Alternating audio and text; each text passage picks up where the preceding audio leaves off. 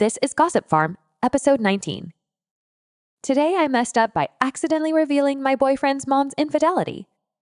I, 18-year-old female, was dating an 18-year-old boy named Jacob.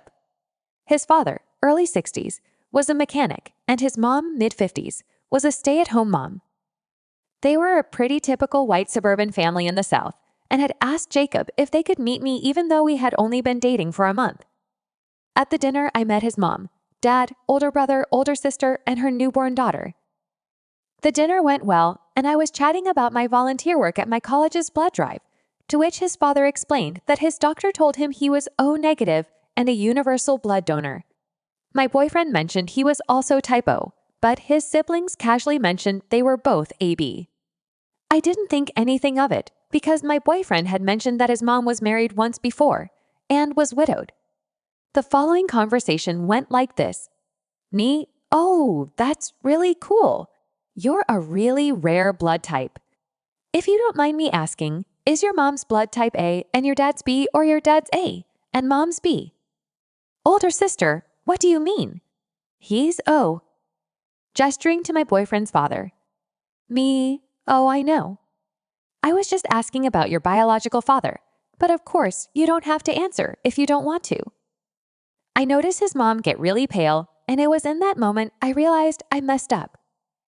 "Older brother, what do you mean biological father?" "Me, I'm sorry. I didn't mean anything by it." Jacob's dad got real quiet and looked at his wife's face. He knew instantly. I looked over to Jacob, who I think was starting to put the full picture of what was happening together. "Jacob's dad, are you saying they're not my biological kids? Because my wife swore up and down in marriage counseling, by marriage counseling they mean with a pastor, that they were my kids and she would never cheat on me." "Yeah, turns out she never had any kids from her previous marriage." "Jacob's mom, I would never cheat on you." "Older sister and older brother are your kids." "Jacob's dad, OP, why do you think they're not my kids?" I tried to excuse myself because it was very clear the cat was out of the bag, and with a quick Google search from my boyfriend, he started cussing out his mom. She started to sob and apologized over and over again. And I was forced to explain ninth grade biology to his father about the fact that the only kids he could have produced were with the blood type, O, AA, or B, but absolutely not a B. Jacob was the only one with the possibility of being his son. They all started screaming at one another. Older sister eventually left because her newborn was screaming too. His mom went and locked herself in the bedroom. His older brother followed her screaming, asking who his real father was. My boyfriend was trying to figure out if his dad still wanted to be their father. I eventually had a friend come pick me up. Yeah, we broke up shortly after, but not after figuring out that none of the kids produced from the marriage were his, and they divorced soon after. Oh my, this is some serious family drama. I imagine being in OP's place and trying to make small talk with your boyfriend's parents and end up unwittingly uncovering a dark family secret. That must have felt really bad. Now please take a moment to like this video. And on to our next story.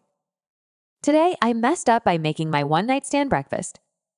I got out of a bad relationship a few months ago and only recently felt good enough to get out of the house again. This was my first ever boyfriend, and he turned out to be a piece of crap, so I was obviously a bit hesitant. But some old friends from high school were visiting my town and asked if I wanted to go on a bar crawl with them, and I figured F it, it's not like anything will happen, other than getting drunk with some pals, so why not? At the first bar, we ran into a group of guys from my university. I had seen some of them around, but never spoke to them before. One of my friends decides she's going to force me to get out of my shell and drags our group over to talk with them. I'm extremely quiet. Like, weirdly quiet to most people. So I end up sitting in the corner of our booth and not saying anything, just drinking and feeling awkward. Well, one of the guys in the other group, let's call him Adam, is also being weirdly quiet. So, my friends and his friends, who are already tipsy, decide to make things as awkward as possible by making us play truth or dare, except we have to drink when we don't want to answer something. There are a lot of personal and sexual questions neither of us want to answer, So we end up drinking quite a bit. And by the time we're done with the first bar, Adam and I are on a whole different plane of existence from everyone else. And it turns out we had a lot in common, and he is pretty cute, and we're goofing around and laughing the whole time.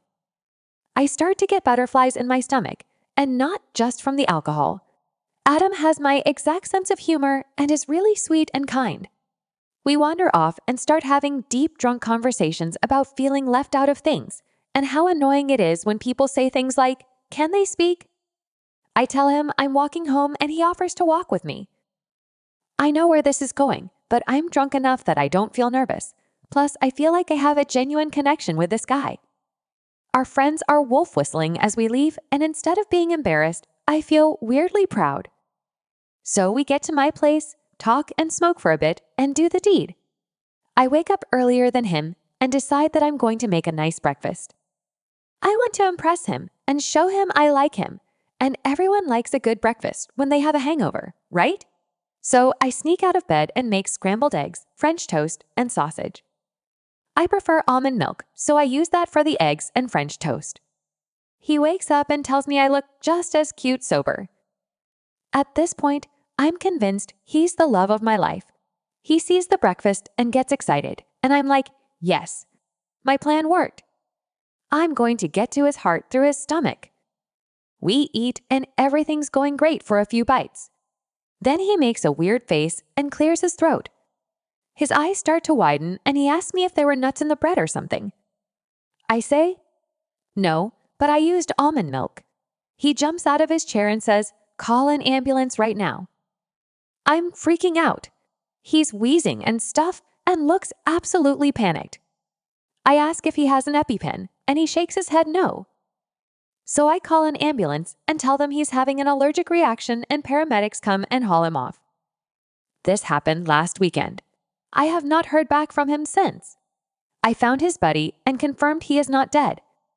I guess accidentally triggering a severe allergic reaction does not lead to romance.